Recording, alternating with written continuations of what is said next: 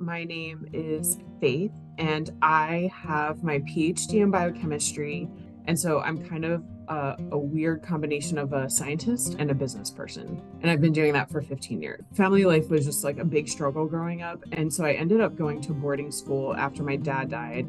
And I graduated from boarding school, but we didn't come from money. So it's not like an elitist type thing. It was more like no one knew what to do with me. So they sent me away. And then I was pretty much on my own after that. And I ended up getting pregnant at 20 and I lived in a homeless shelter. So I wasn't able to finish college, but I was able to be in a cheap, affordable place with a lot of support for about 2 years while raising my son and going to college and working a few jobs. But I just ended up with a ton of debt, both credit card and student loan debt. Coming out of my PhD, I think I ended up with about $50,000 of like kind of credit card debt and then 130 or 40,000 in student loan debt. And that was how I was starting my life, like single mom, kid, no consistent child support or anything like that. And then just in a crazy amount of debt. Getting the job I got was really about maybe not what I necessarily wanted to do, although I do love my job, but it was more about what was going to pay me the best so that I could take care of my kid and get out of debt.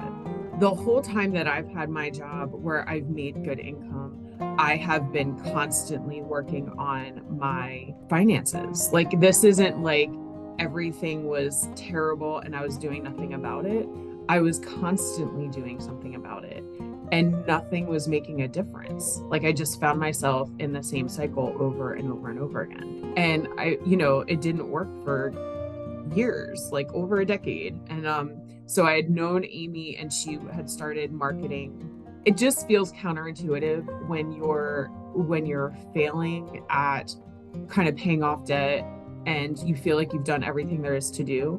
It seems counterintuitive that the next step is to then spend more money paying someone else for more advice. You get to the point, it for me at least, it was a very strong experience of cognitive dissonance. You get to the point where you're just going through life and you're paying your bills, but you just don't want to pay attention to them and you don't want to think about it because they're beating you.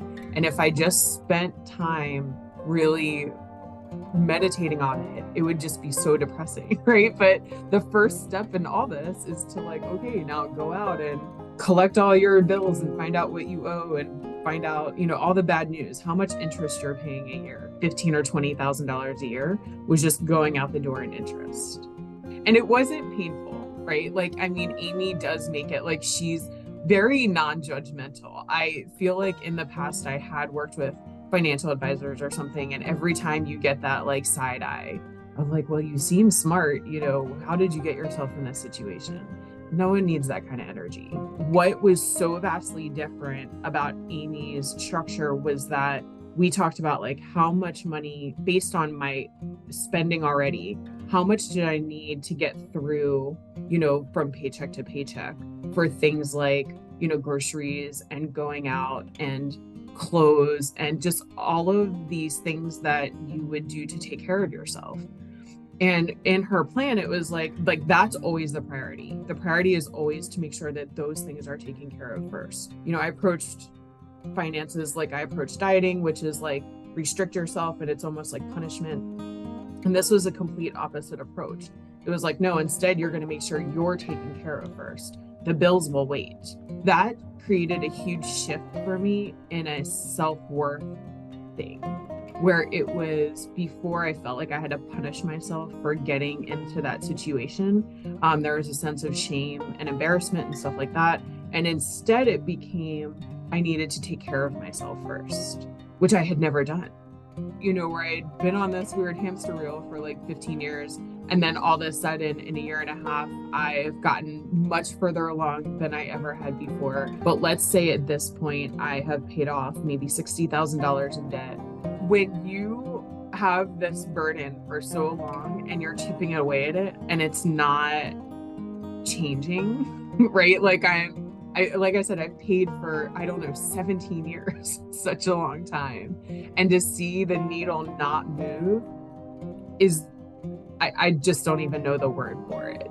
I have fought so hard for so long. Like I wish I would have done it earlier, right? I wish I would have done it the first time that Amy said that she was doing this. I wish I didn't put it off. I wish I didn't fight with myself. And it's not something I beat myself up over. It can't get worse, I guess, is the lesson. So for me, it was just that, like, jump right into it. But what you don't see in this kind of video is the amount of time Amy spent with me sobbing on a call because of whatever random stuff was going on, some of which might have had to do with money, but because so much of it is unpacking, like, and this is what I think her distinction is when she says, like, financial coach.